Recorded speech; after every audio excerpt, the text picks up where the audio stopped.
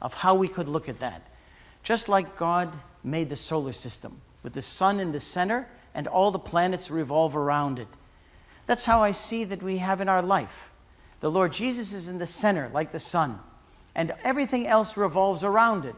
But as you well know, sometimes if you can imagine, if you could stand outside the solar system and watch these things go around, every so often one planet comes in front of you.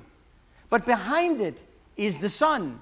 Behind it is still this radiant, this giant ball that even brings sunbeams around this planet like an eclipse, like we have sometimes. And that's how it is in our life. Sometimes our family comes in front of us. Sometimes our work comes in front of us. Sometimes our relationships come in front of us. All kinds of things, education for young people. But behind it and in the center of everything in our life must be Christ. And brothers and sisters, we must come to that understanding. We must feel that in our heart, that He is the center of everything that we do in our life personally and also in our congregation. What else do we have to do? Well, we talked about we want to improve the divine service. We want to improve various things even in the ministerial body. We will offer next year an enhanced continuing education program for the ministers to help them with pastoral care and also with divine services. We want to understand worship in different ways, and we will help integrate music into the divine service to help make a better experience every time we're in God's house. These are just some of the things we have talked. The district leaders know all of this, and as they begin the next year, we will start talking about some of these things. And that's what we intend to do in the next year, 2010. The apostles, the bishops, district leaders will begin a series of town hall meetings. I must confess, we copied it off of the president. And after divine service on Sunday, or perhaps on another evening, or at Saturday, and the various times, we will get together with different groups, our congregation, the ministers, the Sunday school teachers, and so on, and speak to them about this shifting, little by little, into new health, and shifting a little bit of our culture and the way we see things sometimes into new ways. And that's what we intend to do. We shall always continue self-responsibility. If I can make a plug for our devotional book, which you can see on the website. It's a nice little book about this size. And this coming year, we have taken this theme from our chief apostle from New York service in October last year, Keep Yourself. And that is the theme of the book. So we will continue with self-responsibility, and everything we do is cumulative. Brothers and sisters, we will not have a flavor of the month or a flavor of the year.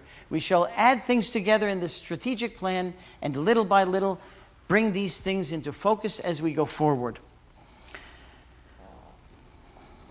We will also help in this work of ministry. We recognize that that is a challenge of itself, because not all of us know what can we do in the Lord's work. So in the second, third quarter of next year, we will also have certain programs to help us self-discover. What could I do in God's house? What talents do I have? What gifts do I have? And how can I be engaged in God's work?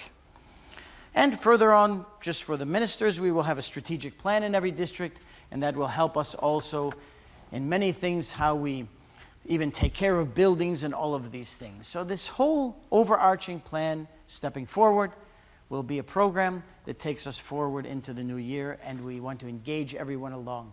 That's why I thought I would just take a few moments and explain a little bit so you have some taste of it. But the district leaders, as they start into the next year, will explain that in much more detail. I just say one more thing.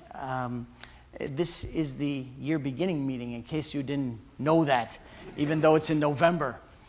And the reason I made it that way is so that we could launch this idea of the work of ministry and this initiative stepping forward, and let that settle in all of our hearts and give us maybe something to talk about over the next month as the holidays come to us of Thanksgiving and Advent and Christmas.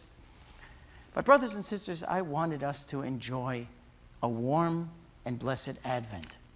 That also goes with this theme of parents and children. I just can think back in my own childhood. When Advent came, my parents took us around to different members' homes, and we had such a warm, beautiful time. In those times, I think, is where we became very bonded to one another. The parents talked together. The children played together. At the end, we had cookies, and once somebody read a text word and prayed. And even we might have went to someone else's house yet the same evening. And it was such a warm and happy time.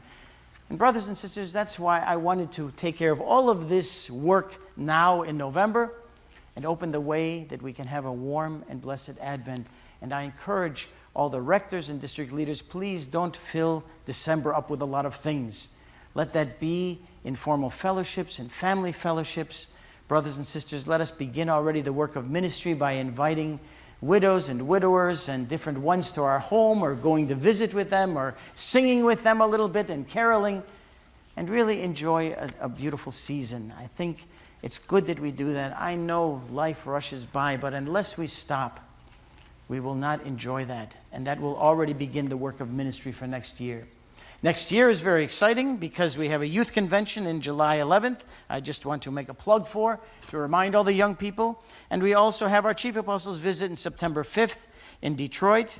And now the venue is secured so that whosoever wants to come can come. I believe there will be a website that you can register. And at the same time, we'll have a national rectors meeting on the same weekend. So that will be quite an interesting and exciting weekend. So, brothers and sisters, thank you for your attention. Thank you for coming together. I enjoyed being with you, and I wish you all a very blessed year end, a wonderful Thanksgiving, a beautiful Advent, a great Christmas, and a wonderful New Year. And I'm excited to join with you in this new year. So to end our service, we'll sing the last hymn in our song sheet. I think it is 44. Let all things now